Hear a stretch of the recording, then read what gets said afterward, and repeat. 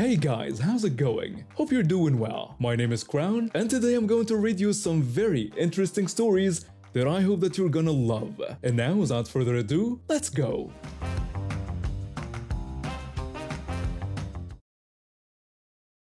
I bought my house 3 years ago because it sat on 5 acres with enough space that I didn't have to hear my neighbors breathing. The property used to be a cow field back in the day, and hot air balloons have been landing here since before the neighborhood even existed. When I moved in, nobody mentioned this would become a problem. Nobody mentioned a lot of things would become a problem. The first time a balloon landed on my property, I was outside drinking coffee on a Saturday morning. I heard this whooshing sound and looked up to see this massive rainbow-colored balloon descending slowly toward my backfield. At first, I thought I should panic, but the pilot waved at me like this was the most normal thing in the world. The basket touched down gentle as a feather, and within 20 minutes, they had the whole thing packed up and were loading it onto a trailer that pulled up on the main road. The pilot thanked me for letting them land and explained they'd been using this spot for over 20 years. I told him I didn't really let him do anything since he just kinda showed up. He said that legally they could land anywhere in an emergency, but this area had always been a designated recovery spot. The previous owner never had any issues with it. I said that was fine and told him to have a good day. And that was that. I waved, they waved, everyone went about their day. It happened maybe 3 or 4 more times over the next couple years. Always polite, always quick, never damaged anything. I thought it was kinda neat. Then she got elected. Our homeowners association president is the kind of person who sees a dandelion in someone's yard and interprets it as a personal attack on civilization. She ran on a platform of maintaining property values, which translates to making everyone as miserable as possible. Within 6 months of taking office, she'd send violation notices to half the neighborhood for things like trash cans being visible from the street and holiday decorations staying up 2 days past her arbitrary deadline. Last week, another balloon landed on my property. I was at work, but my security camera caught the whole thing. Smooth landing, crew packed up, gone within 30 minutes. Didn't think anything of it. Then, Wednesday morning, my inbox exploded. The president had sent a mass email to every single homeowner in the community. The subject line was urgent and mentioned unauthorized aircraft landings. I opened it expecting maybe some kind of safety announcement or a heads up about a news helicopter or something. Instead, I got 2 paragraphs of the most deranged nonsense I've ever read outside of a conspiracy theory forum. The email said that residents were not allowed to permit hot air balloons to land on their property.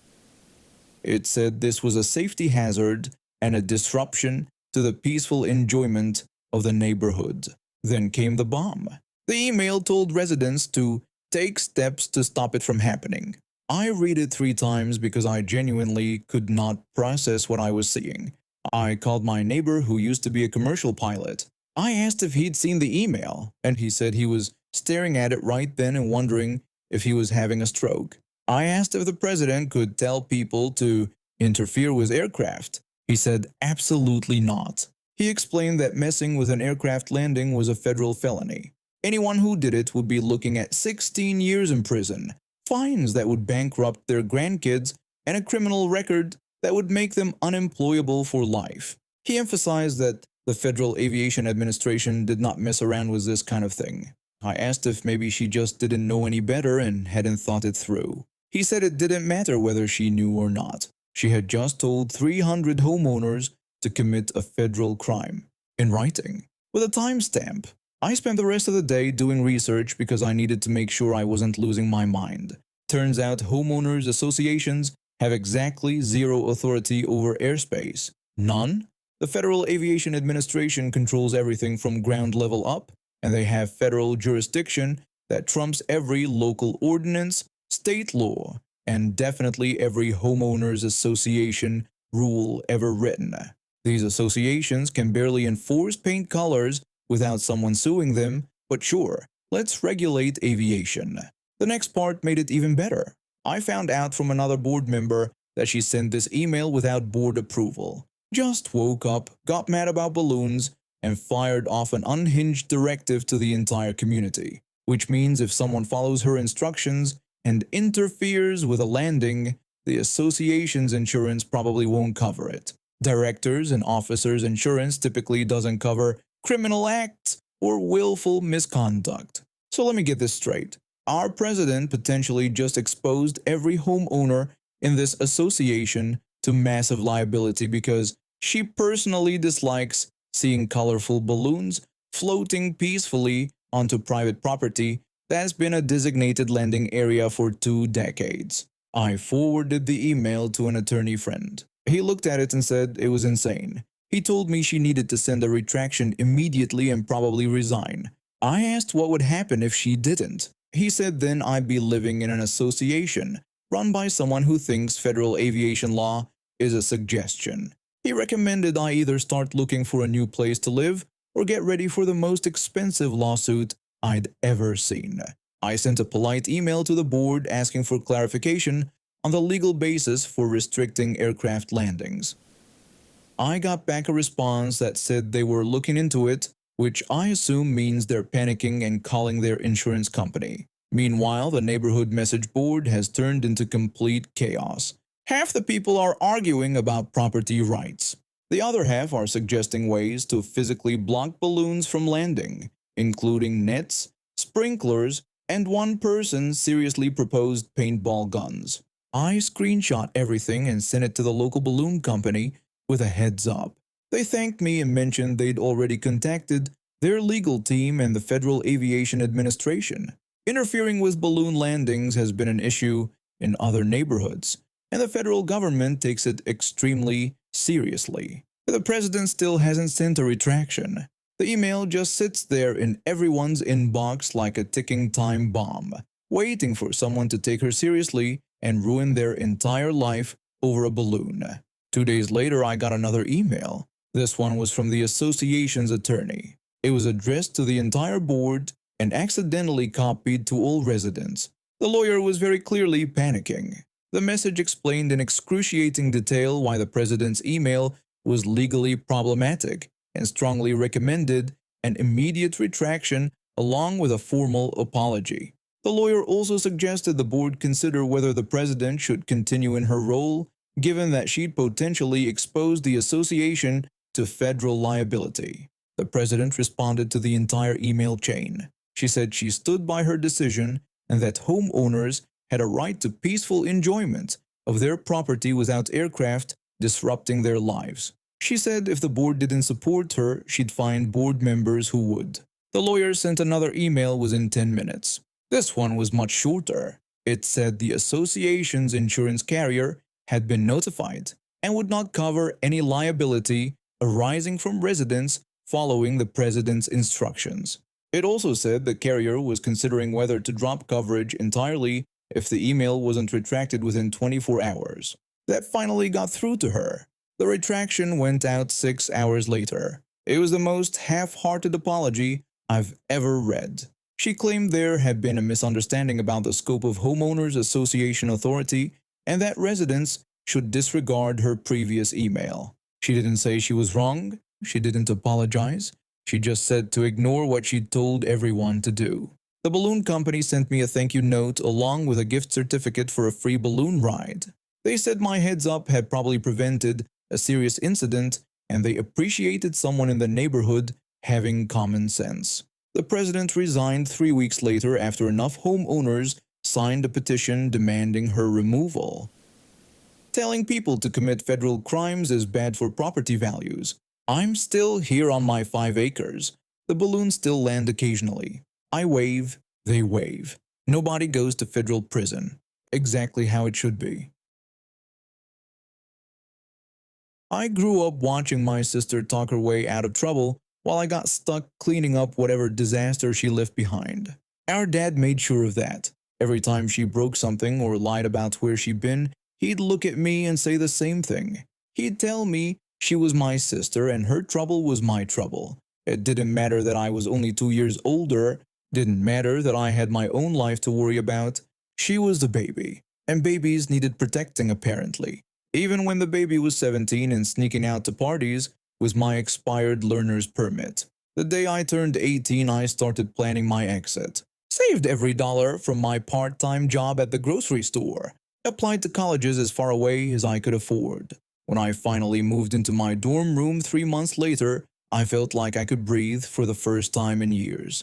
That was 12 years ago. I built a quiet life for myself. Got my degree, found a decent job in accounting, made friends who didn't treat me like their personal cleanup crew. My sister went the opposite direction. Dropped out of community college after 1 semester. Bounced between jobs and apartments and boyfriends who all seemed cut from the same useless cloth. Then she married one of them. Her husband fit right into her chaos. They'd blow their rent money on scratch tickets and act surprised when the landlord came knocking. They'd get into arguments at restaurants loud enough that other customers complained. And they loved casinos. Loved them enough to drive 2 hours to the nearest one at least twice a month. I kept my distance. Changed my number once when she wouldn't stop calling to ask for loans. Skipped family gatherings if I knew they'd be there. Our brothers thought I was being dramatic, but they didn't grow up running interference for her every other day. The call came on a Tuesday afternoon. I almost didn't answer when I saw her name, but curiosity won out. She started by saying she needed my help with something. I told her I was hanging up. She asked me to wait and hear her out. Then she explained that she'd won money at the slots.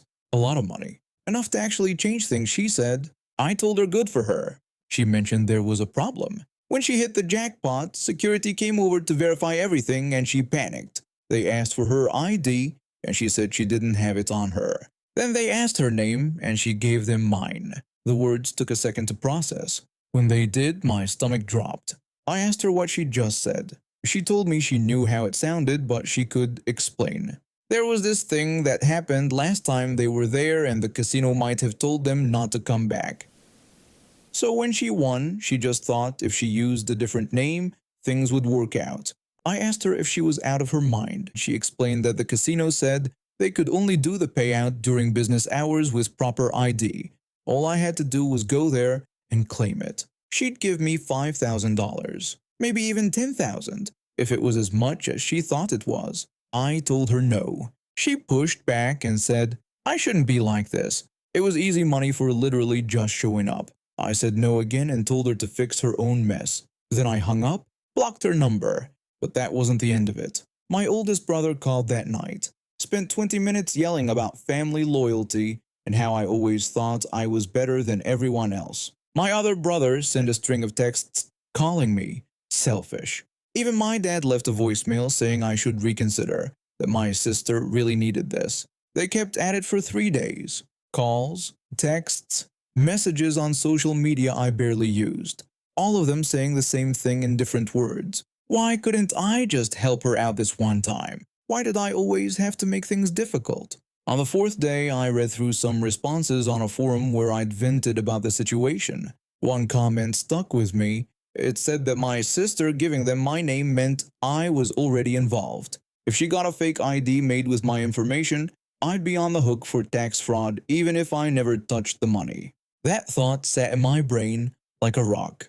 I tried to push it away, but it kept coming back. She'd used my expired permit to sneak into clubs when we were younger. What would stop her from doing something worse now that actual money was involved? I called the police. The detective I spoke with confirmed my fears. No crime had been committed yet, but nothing stopped my sister from making a fake ID and claiming the winnings herself. And if she did, the tax liability would fall on me if the casino didn't catch it. The detective told me I should contact the casino directly and make sure they knew my name was used fraudulently. I called the casino that afternoon. The manager who answered listened to my explanation without interrupting. She asked for my name and date of birth. I gave her the information and heard typing on the other end. The manager explained that my sister had been banned from their property 6 months ago for attempting to use someone else's player card. When she hit the jackpot last week, they were prepared to pay out immediately once they verified her identification.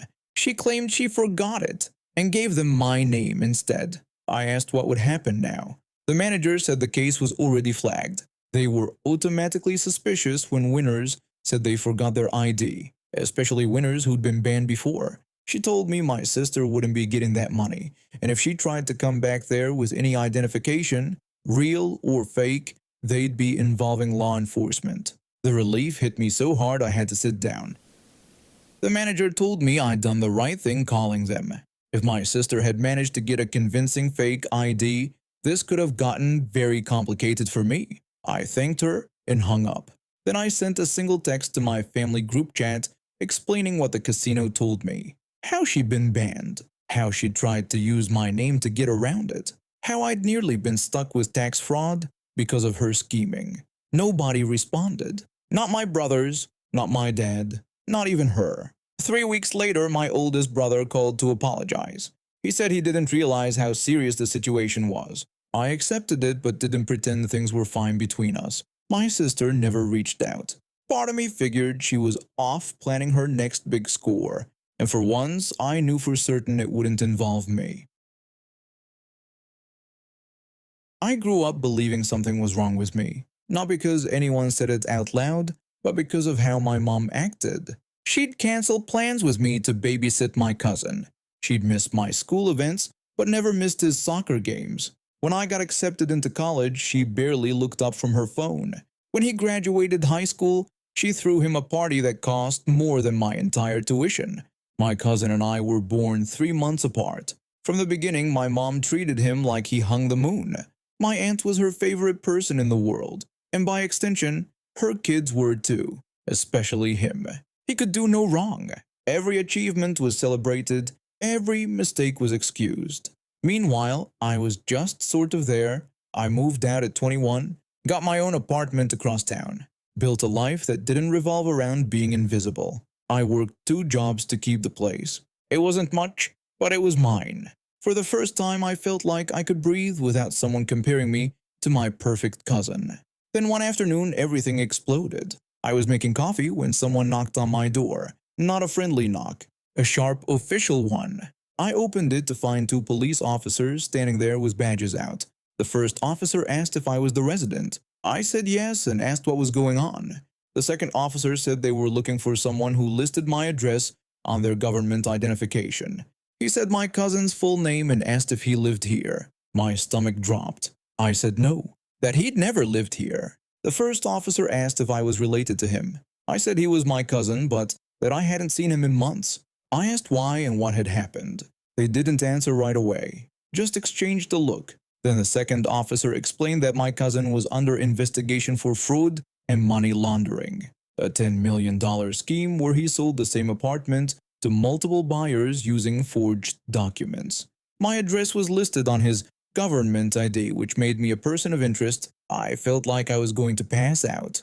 My hands started shaking so hard, I had to grip the door frame to stay steady. I said I had no idea, that I didn't know anything about this, that he didn't live here, and I could prove it. I said I could give them my aunt's number and that she'd tell them where he lives. The first officer said they needed me to come down to the station and give a formal statement. I said, okay, anything, that I'd do anything and that I wasn't involved in this. They took my statement. I gave them my aunt's contact information, showed them my lease, my bills, everything with my name on it. After what felt like hours, they confirmed I wasn't part of the scheme. They said I was free to go but warned me my cousin might try to contact me. They said not to help him in any way. I went home feeling like I'd been hit by a truck. My whole body was buzzing with leftover fear. I sat on my couch staring at the wall trying to process what had just happened. Then my phone rang. My mom. I answered without thinking. She asked what the hell I'd just done. I asked what she meant. She said the police had called my aunt and that they were looking for him now. She asked if I told them where he lives. I said of course I did. That he'd committed a crime. That he'd used my address without asking me. I asked if she understood how serious this was. She called me a stupid, ungrateful brat. Said I should have lied. That I should have protected him. I asked protected him from what? I said he could have destroyed my life. That I could have gone to jail. She said family sticks together. That you don't turn on family no matter what they do.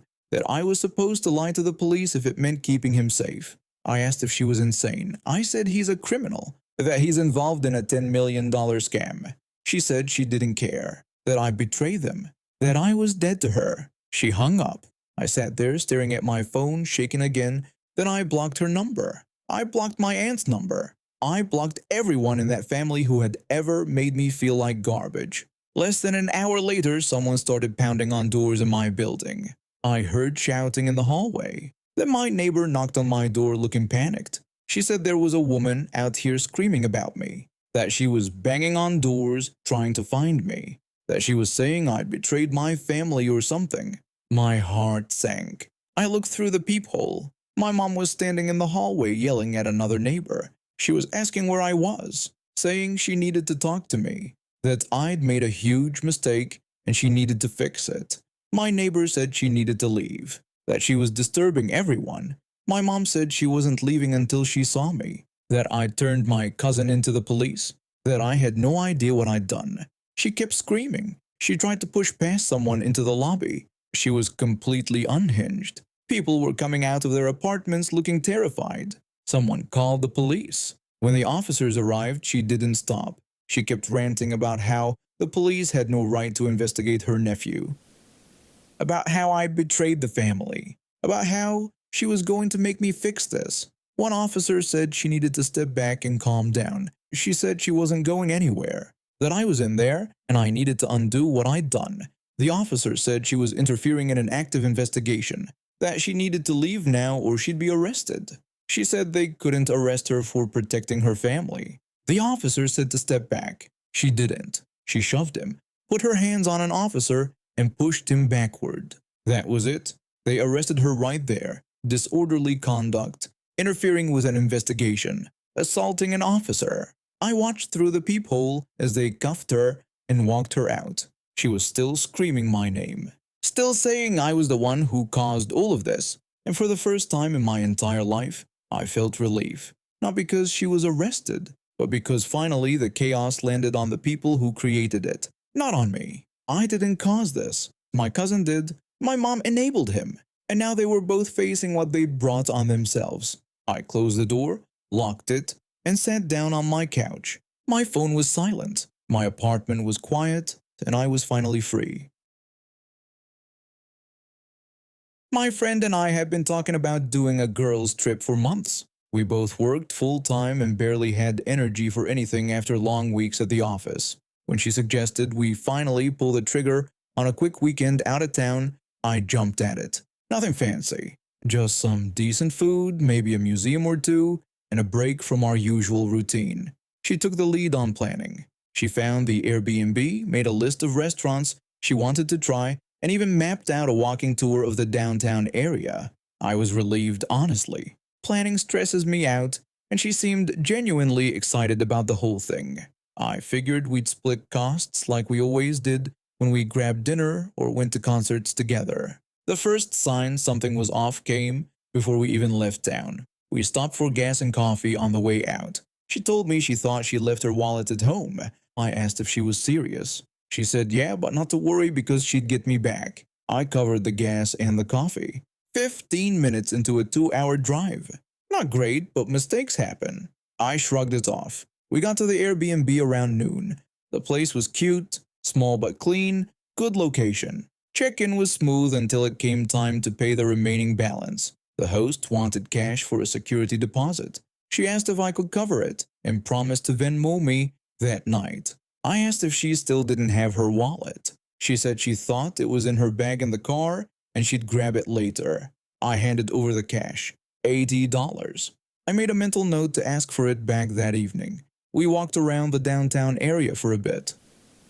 The weather was perfect and honestly, I was having a good time. We found a little cafe for lunch and sat outside. The food was overpriced but good. When the check came, she reached for her purse and started digging around. She told me she thought she actually did leave her wallet at home. I reminded her that she said it was in the car, she said she thought it was, and that she must have been thinking of her other bag. I paid for lunch, another $35. By dinner, I was starting to feel uneasy. We went to this Italian place she'd been raving about, the kind with cloth napkins and entrees that cost $20 minimum. I ordered conservatively. She got an appetizer, a pasta dish, and 2 glasses of wine. When the server brought the check, she didn't even reach for her purse. She asked if I had this one too and said she'd pay me back for everything when we got home. She promised. I didn't want to make a scene in the restaurant, so I paid $73 with tip. The rest of the trip followed the same pattern. Parking fees? Me. Coffee the next morning? Me. The Uber back to the Airbnb after we went to a bar? Also me, because apparently her phone died and she couldn't open her app. Every time she had an excuse. Every time she promised she'd settle up later. I kept a running tally in my head because I had to. I'm not rolling in money. I budget carefully. I've been rebuilding my credit this year after some bad decisions in my early 20s, and I planned every expense down to the dollar. This trip was already stretching my budget. Covering 2 people was absolutely not part of the plan. By the time we got home Sunday night, I'd spent $423 on a trip that was supposed to cost me maybe $200 max. I waited until next week to bring it up. I didn't want to seem pushy, and I figured she needed a day to recover from the weekend. I sent her a friendly text saying I had added up what I covered on the trip and it came out to a little over 400. I asked if she wanted to just split it down the middle. She didn't respond for 6 hours. When she finally did, I was shocked at what I was reading. She said she didn't remember agreeing to split everything 50-50. I stared at my phone. I told her she literally said she'd pay me back the entire trip. She said she meant for small stuff and didn't think I was keeping a tab on everything. I reminded her that the Airbnb alone was over $150 for both of us. She said this was making her really uncomfortable and that she felt like I was making her out to be cheap. She said she didn't know I was going to ambush her for money. Ambush. That word made my blood boil. I told her I waited 2 days and didn't say anything on the trip. I said I was just asking her to pay for her half. She said I was ruining what was a really nice weekend and that she couldn't believe I was making this about money. I put my phone down before I said something I'd regret. $400 is not a small thing to me. It's groceries for a month. It's my car insurance payment. It's the difference between staying on track with my budget and falling behind. 2 days later, I found out through a mutual friend that she'd been telling people I ambushed her for money and made her feel poor and cheap for asking. She painted me as some kind of petty villain who couldn't let go of a few dollars. I sent her one more message telling her I wasn't asking anymore and she could keep the money, but I said we were done. She tried to backtrack after that, sent me a long paragraph about how she didn't mean to make me feel used, how she was going through a tough time financially, how she thought I'd understand. If she'd just been honest from the start, I would have understood. If she'd said she couldn't afford the trip, we could have planned something cheaper or postponed it. But she lied over and over, and then tried to make me the bad guy for expecting basic decency. I blocked her number and moved on. I met Sally back in high school when we both tried out for the spring musical. She got the lead, I got stage crew. That pretty much summed up our friendship for the next 2 decades. She was always the star, and I was fine being in the background. Sally was talented, no question about it. She could sing, she could dance, and she had that presence that made people stop and stare. After graduation, she moved to the city to chase her musical theater dreams, while I stayed local and eventually got engaged to my high school sweetheart. When we started planning our wedding, money was tight, really tight. My fiance and I were both working entry-level jobs, barely scraping by in a tiny apartment. We decided to have the ceremony at my mom's house in the country. Nothing fancy, just family, close friends, and a backyard full of wildflowers. My dress came from an online shop for under $200. Friends helped with everything from photography to decorations. It was going to be small, homemade, and perfect for us. About 3 months before the wedding, Sally called me sounding stressed. She told me she wouldn't be able to afford a wedding gift.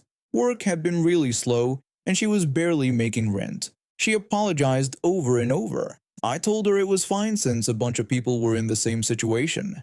I suggested that if she wanted to help with setup or decorations, that would be amazing, but honestly, just having her there to celebrate with us was what mattered most. She thanked me repeatedly and promised she'd make it special somehow. The wedding day arrived. The yard looked magical with white lights everywhere and mason jars filled with wildflowers.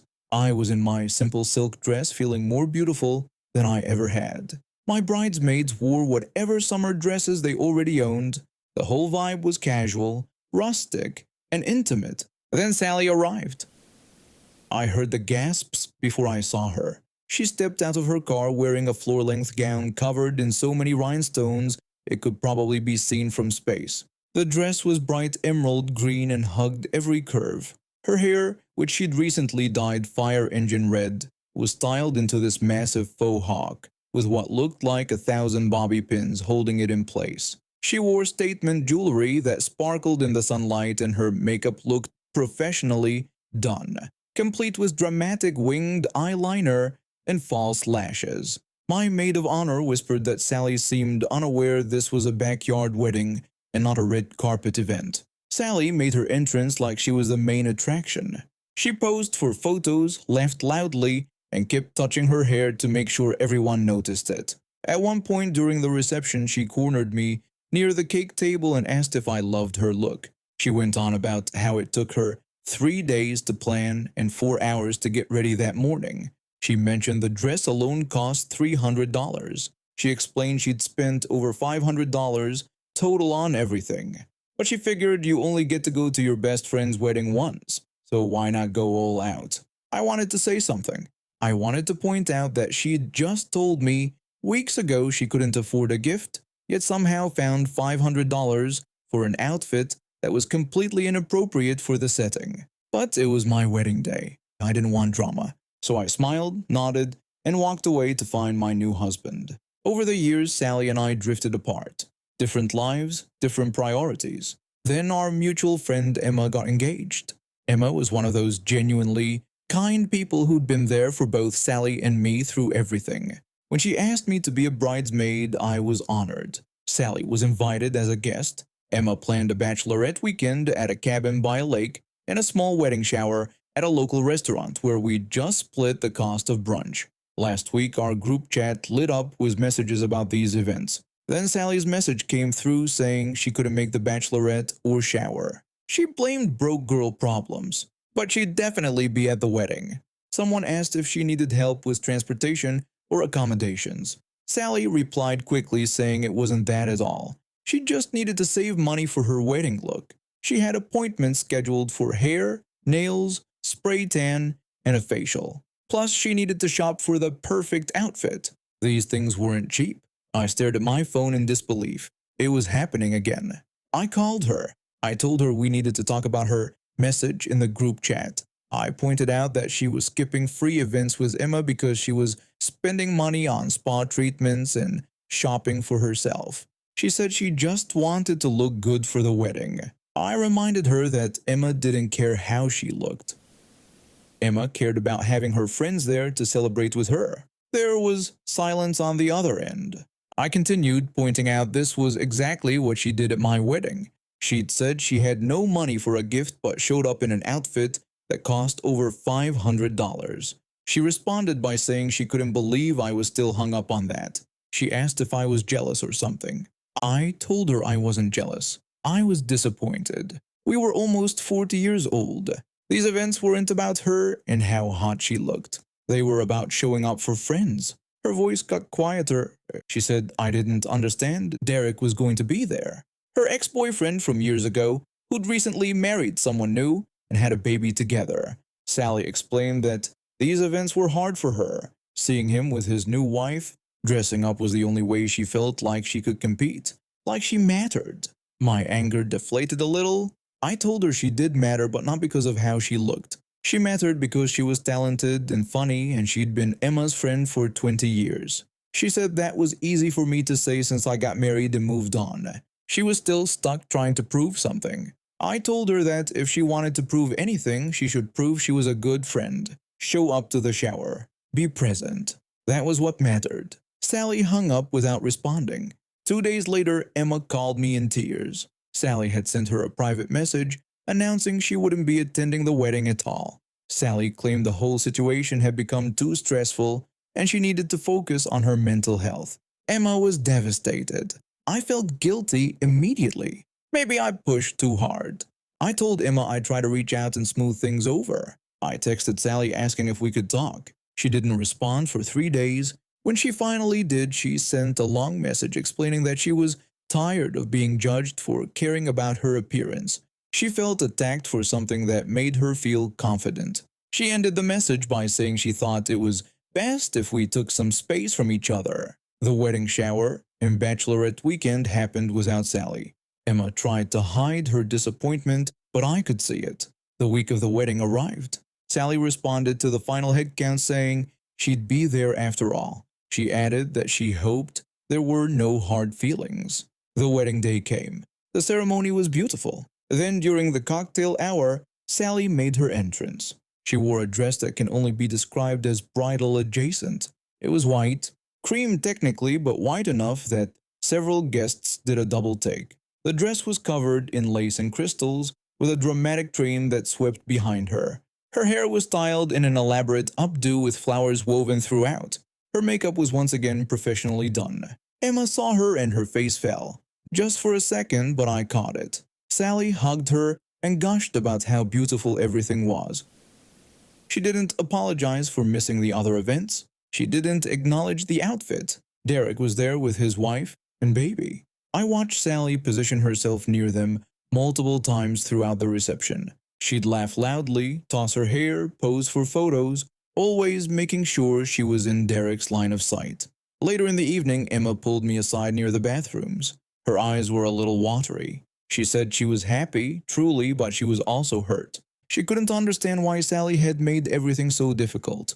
Why she'd skipped the events where they could have spent quality time together, but showed up to the wedding dressed like that. Emma said she felt like Sally cared more about being seen than being there for her. I hugged her and told her it wasn't her fault. Some people just can't get out of their own way. Sally left early, citing a headache. She made a grand exit, thanking everyone loudly and blowing kisses. The moment she was gone, the atmosphere relaxed noticeably. When I got home that night, I found a message from Sally in my inbox. She said she hoped I was happy now. She'd attended the wedding like I demanded, but clearly nothing she did was good enough. She accused me of turning Emma against her and poisoning their friendship. I didn't respond.